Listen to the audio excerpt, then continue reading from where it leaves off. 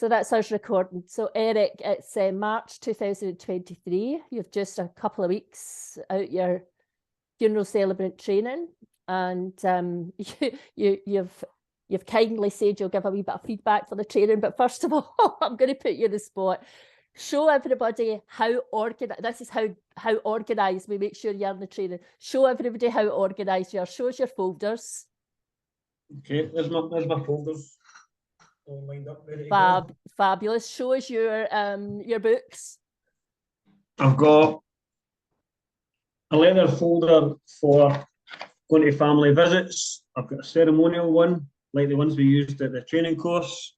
And show us your Funeral directors, eat your heart out. Oh, I love it. I love it. And show us your timer. Oh, there you go.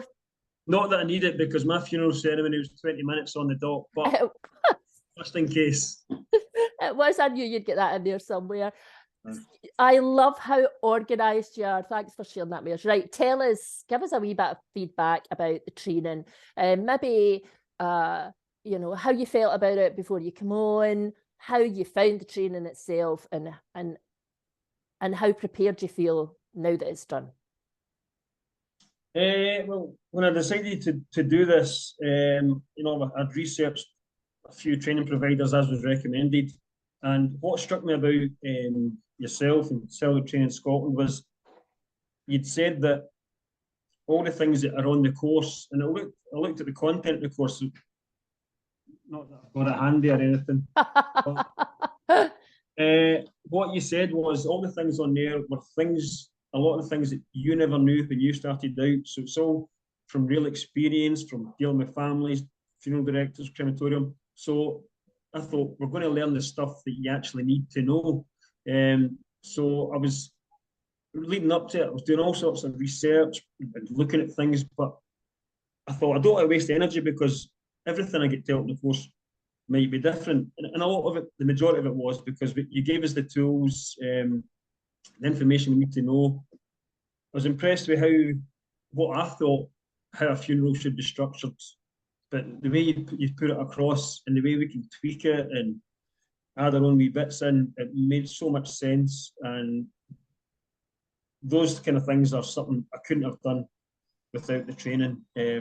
So as much as I wanted to do this before the training, I feel so prepared now or ready to go out and, you know, put it into practice, because it was a very, very informative week. It was good to see that the other fellow students at the start and how they improved in the space of 4 days. You know, it was their confidence, their mannerisms, taking on the knowledge that you passed over to us. It just seemed to kind of develop in the space of 4 days, and I wouldn't have a problem being at a funeral with any of those other 5 celebrants, you know, delivering it, because I think we worked well as a group. It was a good environment, the training environment as well.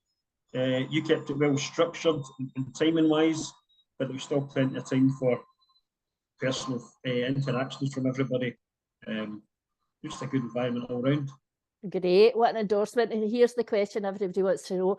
How did you manage to bring your 20-minute funeral service in bang on 20 minutes? I need to be honest here. You told us before that the song in the middle, the song at the moment of reflection was 2 minutes 40. So I had practiced that the night before with a 2-minute 40 gap. Then the next day, everyone was cutting it short, and I thought, did you play the whole music 240s? So I cut it short as well. So I thought I was going to come in at about 1840, 1845.